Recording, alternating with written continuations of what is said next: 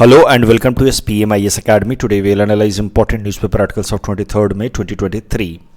Please note you can download the PDF version of today's newspaper analysis by clicking the link given in the comment section.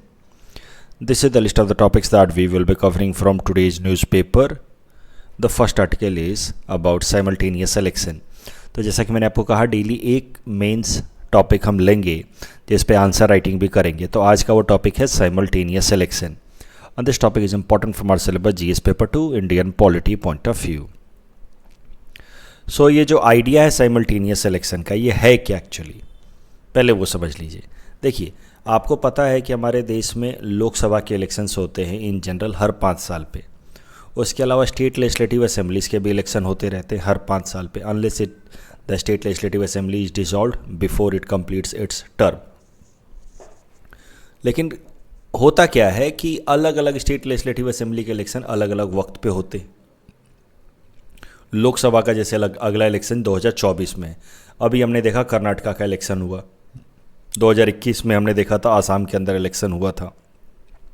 तो इस तरीके से अलग अलग states के elections होते रहते हैं लेजिस्लेटिव असेंबली के, लोकसभा का भी होता है. तो इस कारण से बहुत ज़्यादा क्योस बना रहता है हमारे देश के अंदर, हर वक्त इलेक्शन का माहौल बना रहता है. तो इस प्रॉब्लम को एड्रेस करने के लिए हमारे प्रधानमंत्री नरेंद्र मोदी जी ने सजेस्ट किया था in 80th all India presiding officers conference में. उन्होंने सजेस्ट किया था कि let us adopt a concept of simultaneous election where Lok Sabha के इलेक्शन के साथ ही सारे स्टेट लेजिस्लेटिव असेंबली के इलेक्शंस भी करा दिए जाए और हर 5 साल पे फिर वो साइकिल कराई जाए. इससे कई सारे फ़ायदे हो सकते हैं. तो basically this idea of simultaneous election is in line with many similar schemes that has been brought by the government, like one nation one tax, one nation one ration card, one nation one pipeline. In that line only this new suggestion is one nation one election या simultaneous election. तो simultaneous election पहले एक norm हुआ करता था starting से ही. जैसे हमारे देश के अंदर पहला इलेक्शन हुआ 1952 में, फिर 57, 62, 67 तक साइमल्टेनियस इलेक्शंस ही चले हैं. लेकिन फिर क्या हुआ, और कल भी मैं न्यूज़पेपर एनालिसिस में डिस्कस कर रहा था कि 1967 तक हमारे देश के अंदर जो पॉलिटिकल सिस्टम था उसको हम लोग कांग्रेस सिस्टम नाम से जानते थे, क्योंकि यूनियन लेवल पे और स्टेट लेजिस्लेटिव असेंबली में भी मोस्ट ऑफ द केसेस में कांग्रेस की सरकार थी और एक स्टेबिलिटी थी यूनियन और स्टेट लेवल पे. लेकिन 1967 के बाद से धीरे धीरे स्टेट लेजिस्लेटिव असेंबलीज में आप देखोगे कि मल्टीपल पार्टीज़, खासकर रीजनल पार्टीज़ का राइज हुआ और कई सारे स्टेट लेजिस्लेटिव असेंबलीज में आप देखोगे कि प्री मैच्योर डिसोल्यूशन हुआ, यानी कि वक्त से पहले वो स्टेट लेजिस्लेटिव असेंबलीज डिसॉल्व हुई. 5 साल का टर्म कंप्लीट करने से पहले डिसॉल्व हुई 68 में, 69 में. And that is the reason why ये जो साइकिल था साइमल्टेनियस इलेक्शन का, जो 1952 से लेकर के 67 तक चल रहा था, and that cycle continued because of stable political system which is known by the name Congress system. वो डीस्टेबलाइज होने के कारण ये जो साइकिल टूट गया और आज के डेट में आप देखिए हर 6-8 महीने पर किसी न किसी स्टेट के अंदर आप इलेक्शंस की बात सुनते ही हैं. सो that is the reason why अब आज के डेट में हमेशा हमारा देश जो है इलेक्शन के मोड में ही रहता है.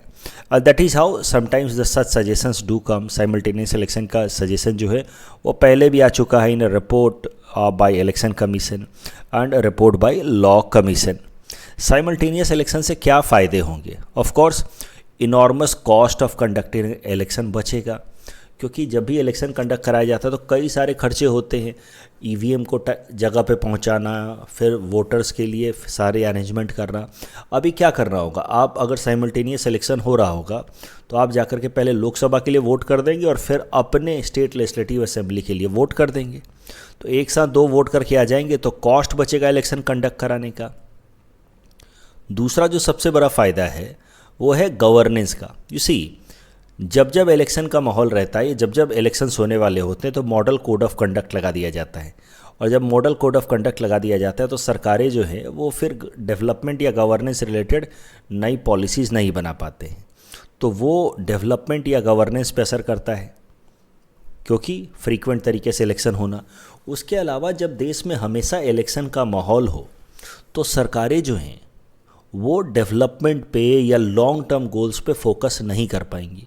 फॉर एग्जांपल, अगर आपका हर दूसरे तीसरे दिन पाँचवें दिन टेस्ट लिया जाए तो आप पढ़ाई कब करेंगे, अपना नॉलेज कब बिल्डअप करेंगे। The similar problem happens when these government political parties ही अल्टीमेटली यूनियन लेवल पे या स्टेट लेवल पे, you see the BJP was focusing, our prime minister himself visited so many times Karnataka. आप बिना किसी का नाम लिखे हुए, ऐसा लिखना नहीं है कि प्रधानमंत्री कर्नाटका विजिट पे गए, ऐसा लिखना नहीं है, बस मैं समझाने के लिए बता रहा हूँ।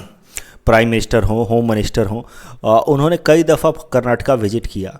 Y? Because Karnataka was going to face election. इस तरीके से जहाँ जहाँ इलेक्शन आता रहता है द गवर्नमेंट और इतने सारे जो हमारे इंपॉर्टेंट मिनिस्टर्स हैं, they shift their focus on those states and that is how overall governance is affected. तीसरा, हर वक्त इलेक्शन का माहौल होने के कारण वोटर टर्नआउट कम हो रहा। अभी 5 साल में एक बार इलेक्शन होगा तो everyone will feel like okay let us go out and vote, but हर कुछ दिनों पे इलेक्शन हो रहा है कहीं ना कहीं, so importance of election has gone down. लेकिन हाँ, साइमल्टेनियस इलेक्शन के कई सारे नुकसान भी हैं। सबसे बड़ा नुकसान है कि स्टेट के लेवल के इशूज़ और नेशनल लेवल के इशूज़ अलग अलग होते हैं। फॉर एग्जांपल, हमारे स्टेट का क्या इशू है? हमारे स्टेट का इशू है, असम का इशू है infrastructural development, employment generation. NRC को हमने जब कंडक्ट करा दिया है तो उसको फाइनल कंक्लूजन तक लेकर के जाएं। तो इस तरीके से, यानी कि जो फाइनल कंक्लूजन एनआरसी का क्या होगा, जो हमारा असम क्लॉज है, जैसे जो अग्रीमेंट साइन किया गया था 1985 में, उसके अंतर्गत जो क्लॉज 6 है मेनली, उसको इम्प्लीमेंट किया जाए। फॉर असमीज कल्चर उसका प्रोटेक्शन दिया जाए, इंडिजिनस कल्चर का प्रोटेक्शन के लिए कुछ नया प्रोविज़न लाया जाए, चाहे कॉन्स्टिट्यूशनल प्रोविज़न हो या स्टैट्यूटरी प्रोविज़न हो। तो ये सब चीज़ें होंगी that would be a logical culmination of the process of conducting NRC and updating NRC. ये सब हमारे लोकल मुद्दे हैं, जबकि नेशनल मुद्दा कुछ और है। जैसे नेशनल मुद्दा होगा नेशनल सिक्योरिटी का, नेशनल मुद्दा होगा ओवरऑल इंडिया का stature at global level, national मुद्दा होगा करेंसी रिलेटेड, जैसे अभी करेंसी 2000 के नोट को वापस लिया गया, नेशनल मुद्दा होगा ओवरऑल इकोनॉमी को मैनेज करना। तो जब हम लोग स्टेट लेजिस्लेटिव असेंबली के लिए वोट करते हैं तो we are guided by the local issues, and when we are going to vote for Lok Sabha elections we are guided by the national issues. लेकिन जब दोनों इलेक्शंस एक साथ होंगे तो national issues will supersede local issues, and that is how overall the federal political system will get hampered. क्योंकि हम लोग जब वोट करने जाएंगे तो हम लोग नेशनल इश्यूज़ के बारे में ज़्यादा सोच रहे होंगे, तो हम लोग फिर उस पार्टी को ही वोट कर देंगे जो नेशनल लेवल पे ज़्यादा प्रोमिनेंट है या सिग्निफिकेंट है। तो इस तरीके से जो लोकल पॉलिटिकल पार्टीज़ हैं, जो लोकल इश्यूज़ को बेहतर समझती हैं, लोकल इश्यूज़ पे बेहतर सॉल्यूशन ला सकती हैं, they will over a period of time die down. और नेशनल लेवल की जो political parties only they will survive. So this will be against the idea of federalism. और तो that is one problem, national and state issues would get intermixed. दूसरा, since if election is conducted once in a 5 year तो सरकार की accountability कम हो जाती है। अभी हर कुछ दिनों पे किसी न किसी स्टेट में इलेक्शन होता रहता है। So that is how the central government is always on its toes to perform better.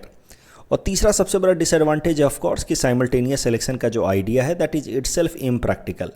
अगर एक बार जैसे तैसे हमने एक साथ इलेक्शन कराना शुरू कर भी दिया, तब भी ऐसा तो ज़रूर होगा over a period of time कि किसी न किसी स्टेट लेजिस्लेटिव असेंबली प्रीमैच्योर तरीके से उसको डिसॉल्व कर दिया जाएगा, या कभी लोकसभा भी प्रीमैच्योर तरीके से डिसॉल्व हो सकती है, फिर साइकिल टूट जाएगा।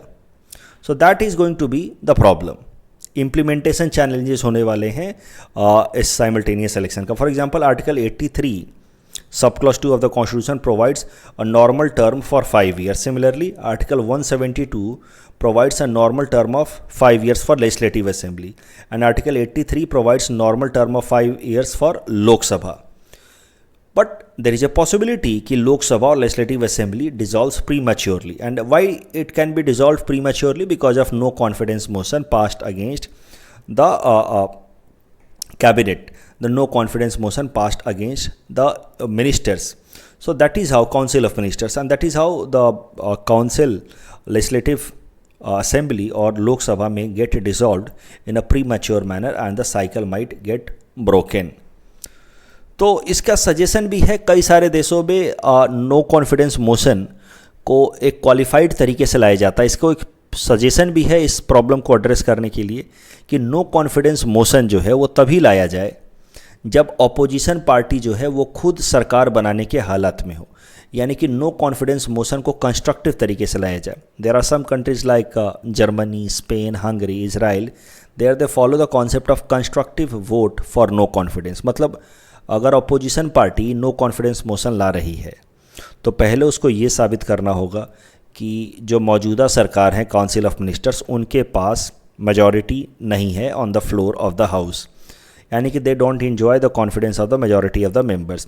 साथ ही साथ ऑपोजिशन पार्टी को ये भी साबित करना होगा कि they hold majority on the floor of the house, that is known as constructive vote for no confidence. इससे क्या होगा कि लोकसभा हो या स्टेट लेजिस्लेटिव असेंबली हो, उसको प्री मैच्योर तरीके से डिसॉल्व करने की ज़रूरत नहीं होगी। And that is how the concept of simultaneous election could be continued. Otherwise जब तक ये नो कॉन्फिडेंस मोशन का कॉन्सेप्ट है और जिस तरीके से हमारे देश में प्रैक्टिस होता है नो कॉन्फिडेंस मोशन, जहाँ पे अपोजिशन पार्टी को बस ये साबित कर देना है कि मौजूदा सरकार के पास मेजॉरिटी नहीं है, उनको खुद की मेजॉरिटी साबित नहीं करनी है, उस केस में होता क्या है, लेजिस्लेटिव असेंबली या लोकसभा प्रीमैच्योर तरीके से डिसॉल्व होते रहेगी और जो साइकिल है वो अगर हमने साइमल्टेनियस कर भी दिया तो भी वो साइकिल फिर से टूट जाएगा। इस टॉपिक के बेसिस पे प्रीलिम्स प्रैक्टिस क्वेश्चन हमने आपको दे रखा है। Please attempt this question and you can submit the answer in the comment section. एक मेंस प्रैक्टिस क्वेश्चन भी हमने आपको इस टॉपिक पे दे रखा है। Examine whether simultaneous elections are better than frequent elections and discuss what are the various challenges for conducting simultaneous elections in India. तो साइमल्टेनियस इलेक्शंस के लिए पॉजिटिव नेगेटिव मैंने यहाँ समझा दिया है। वे फॉरवर्ड मैं समझाता हूँ। एक वे फॉरवर्ड सजेस्ट किया था पार्लियामेंट्री स्टैंडिंग कमेटी ने, और इस कमेटी ने कहा था कि ऐसा किया जा सकता है कि लोकसभा के इलेक्शंस तो हर 5 साल पे होते हैं, तो लोकसभा के इलेक्शंस के साथ कुछ स्टेट्स के इलेक्शंस करा दिए जाए, खासकर वैसे स्टेट के इलेक्शंस जो 6 महीने पहले या उसके 6 महीने बाद या 1 साल बाद तक होने वाले हैं, और फिर 2 लोकसभा इलेक्शंस के बीच में एक मिड टर्म इलेक्शन कराया जाए। जैसे 2024 में लोकसभा के इलेक्शंस होने वाले हैं, फिर 2029 में लोकसभा के इलेक्शंस होंगे, तो इनका मिड टर्म जो होगा that would be somewhere close to 2026-27। तो एक कुछ स्टेट लेजिस्लेटिव असेंबलीज के इलेक्शन 2024 में कराया जाए, जिनके इलेक्शंस इनके पास होने वाले थे 6 महीना आगे पीछे या 1 साल आगे पीछे। कुछ लेजिस्लेटिव असेंबलीज के इलेक्शन 2026 में कराए जाए, जिनके इलेक्शंस उसके आसपास होने वाले थे। फिर कुछ लेजिस्लेटिव असेंबलीज के इलेक्शन 2029 में 29 में कराए जाए। So standing committee recommended a cycle of elections according to which elections to some legislative assemblies whose term end with 6 months to 1 year before or after the election date could be held during the midterm of Lok Sabha, and for rest of the state elections could be held along with the general election of Lok Sabha। इस तरीके से simultaneous election को का जो concept है उसको practice किया जा सकता है in a practical sense. So simultaneous election का जो कॉन्सेप्ट है उसको इम्प्रैक्टिकल तरीके से रिजेक्ट कर दिया गया है because of the concept of no confidence motion and the in India we do not follow constructive vote for no confidence. लेकिन उसको प्रैक्टिकल शेप दिया जा सकता है with this suggestion of standing committee. The next article is about forum for India Pacific island cooperation. On this topic is important from our syllabus GS paper 2 international relations point of view. Forum for India Pacific Island Cooperation FIPIC। सबसे पहले समझिए कि ये जो Pacific island countries हैं या Pacific island cooperation हैं, it consists of 14 island countries that are mainly located in Pacific Ocean and that too in the north eastern side of Australia. ये कंट्रीज़ हैं कुक आइलैंड, फिजी, किरिबाती, ये पढ़ लीजिएगा एक बार आप, सारे नाम रटने ज़रूरी नहीं हैं। इन सारे देशों के साथ इंडिया ने एक फोरम इस्टेब्लिश किया है जिसका नाम है India Pacific island cooperation FIPIC। इन सारे देशों की सबसे जो स्ट्रेंथ या अच्छी बात यह है कि वैसे तो इनकी टेरिटरी काफ़ी छोटी है, but all of them have large amount of EEZ, exclusive economic zone, and that is why India is eyeing a maritime cooperation with these countries so that India could benefit from the cooperation in form of blue economy. Blue economy in the sense more and more resource to be extracted from the ocean region for common goal. तो आपको मैंने पहले भी newspaper analysis में बताया है कि EEZ area से, एक्सक्लूसिव इकोनॉमिक जोन वाले एरिया से पॉली मेटालिक नोड्यूल्स एक्सट्रैक्ट किए जा सकते हैं. पॉलीमेटालिक नोड्यूल्स मतलब nodules that consist different kinds of metal, and these polymetallic nodules could be useful for different range of activities, right from energy requirement to day to day activities के लिए इन polymetallic nodules का इस्तेमाल किया जा सकता है. तो that is one main interest that India has with respect to this Pacific island countries, and these are this 14 Pacific island countries. तो forum for Indian Pacific island cooperation summit, मैंने आपको बताया 14 देश हैं जो मिल करके बनाते हैं Pacific island cooperation group PIC. इन देशों के साथ इंडिया ने इस्टेब्लिश किया है India Pacific island cooperation, forum for India Pacific island cooperation FIPIC. और ये ग्रुप सेटअप किया गया था 2014 में, जब पहला forum of India Pacific island cooperation conduct कराया गया था एट सुआ इन फिजी. और यहाँ पे इंडिया ने कई सारे इनिशिएटिव स्टार्ट किए थे for pacific island countries, like climate change के लिए, trade, economy, tele medicine, tele education, IT and grant के लिए कई सारे इनिशिएटिव्स इंडिया ने लिए थे फॉर दिस रीजन. फिर दूसरा फोरम जो दूसरा समिट हुआ that was held in 2015 in Jaipur. यहाँ पे इंडिया ने एक मेजर अनाउंसमेंट किया था. इंडिया अनाउंस्ड कि India will support for a dedicated seat at UNSC for these small island developing states in both categories of UNSC, permanent category as well as non-permanent category. I hope you know there are 10 non-permanent members and 5 permanent members at UNSC. जो 10 non-permanent members हैं they are elected for 2-year terms. तो India ने proposal दिया इस second forum for India Pacific island cooperation में कि India will support और vouch for expansion of UNSC, reforms of UNSC, where India will support additional seats for these Pacific Island countries in both group of UNSC. Current news यही निकल कर के आ रही है कि पहला और दूसरा फोरम समिट के बाद अब forum for India Pacific island cooperation की तीसरी समिट हुई है हाल फिलहाल में, and it was hosted by our Prime Minister Narendra Modi ji during his visit to Papua New Guinea. यहाँ पे इंडिया ने कुछ इंपॉर्टेंट अनाउंसमेंट्स किए हैं और prime minister Narendra Modi ji highlighted some of the developmental works taken by India in this Pacific island countries like convention centre in Palau, waste management project at Nauru, solar light project in Kiribati. तो कहीं अगर सवाल आ गया India Pacific island countries पे, वैसे तो in general आता नहीं है, लेकिन कहीं अगर सवाल आ गया India and Pacific island countries पे, तो फिर आपको ये 3 फोरम्स के बारे में लिखना होगा. इंडिया का जो मेन इंटरेस्ट है पैसिफिक आइलैंड कंट्रीज़ में EEZ, उसके बारे में लिखना होगा. इंडिया ने क्या क्या इनिशिएटिव्स अलग अलग देशों में लिए हैं फॉर डेवलपमेंट, वो लिखना होगा, जैसे कि waste project, solar light project and all.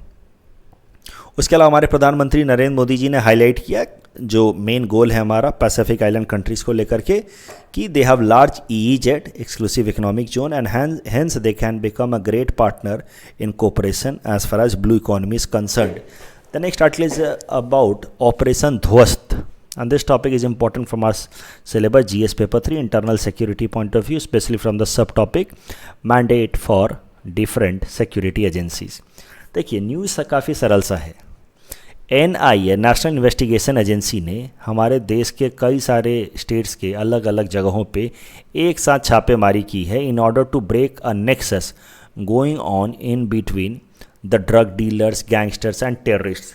NIA ने बताया कि जेल से बैठे बैठे कई सारे जो टेररिस्ट्स हैं वो ड्रग डीलिंग कर रहे हैं, स्मगलिंग कर रहे हैं, और उससे जो पैसा रेज हो रहा है उससे वो लोग टेरर फंडिंग कर रहे हैं to terror groups like Khalistani supporters.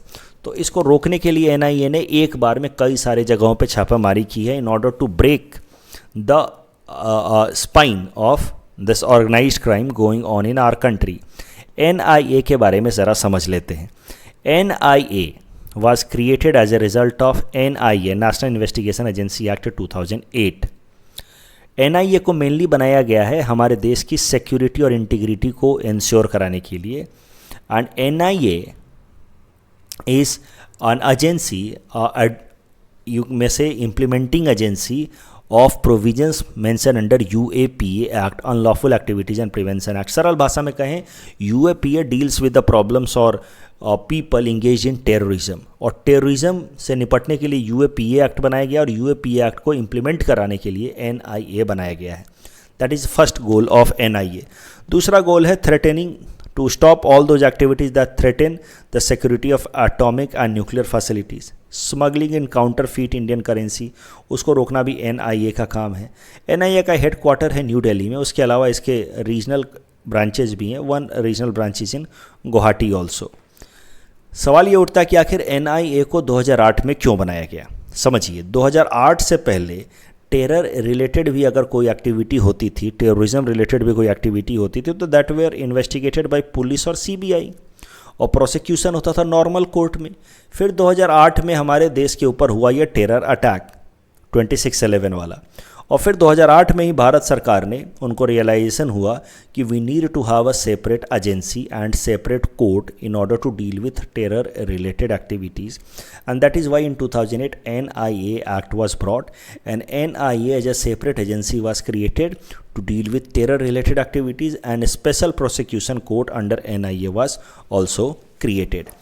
इस टॉपिक के बेसिस पे प्रीलिम्स प्रैक्टिस क्वेश्चन हमने आपको दे रखा है। Please attend this question and you can submit the answer in the comment section.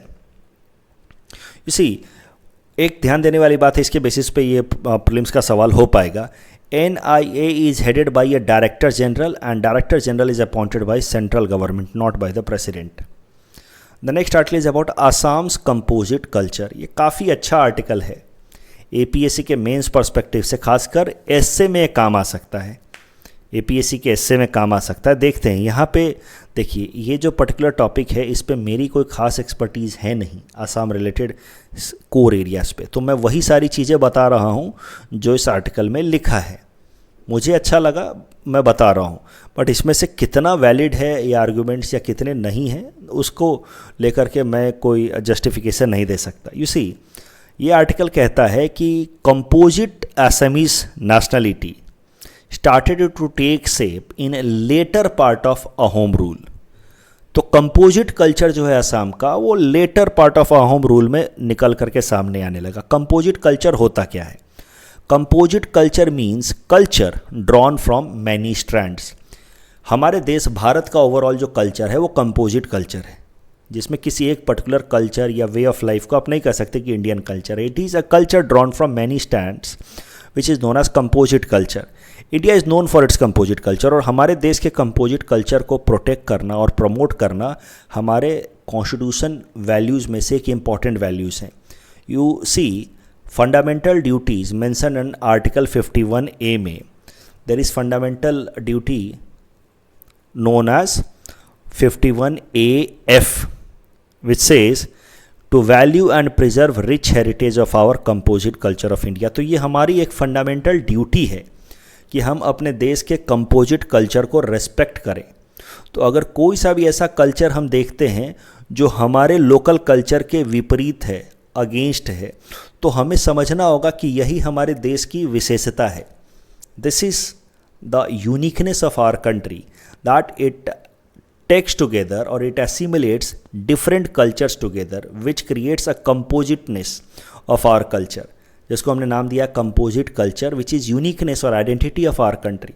So whenever you see any culture which is different from your own, you should, rather than looking down upon it, rather than condemning it, you should see it as a way to enrich overall Indian culture, and it is our fundamental duty to respect, preserve the composite culture of India।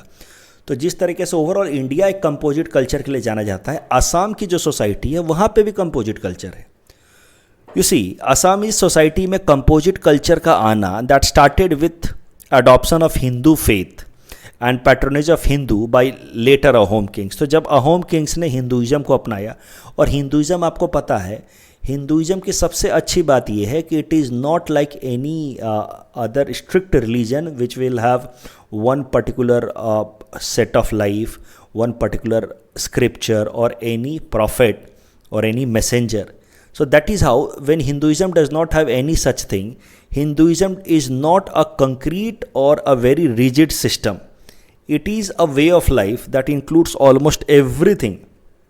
You just have to believe in some entity. You just have to believe in some philosophies like Brahm, Satya, Jagat, Mithya and all, and then you are a Hindu, irrespective of the practices that you follow in your day-to-day life. So Hinduism provides a lot of flexibility that could be practiced in day-to-day life. At the same time, different people practicing different culture could be known as Hindu. तो Hinduism को जब adopt किया Ahom Kings ने, तो that naturally paved way for assimilation of different kind of culture in Assamese society and bring up a composite culture of Assam. तो इसीलिए कहा जा रहा है कि अहोम रूल के जो लेटर हाफ पे composite culture of Assam got evolved.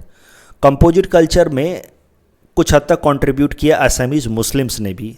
ये असमीज मुस्लिम्स आए as a result of failed invasion of Muslim rulers over Assam. तो इसमें से कई सारे लोग आसाम के अंदर रुक गए, and that is how the composite culture of Assam started to develop.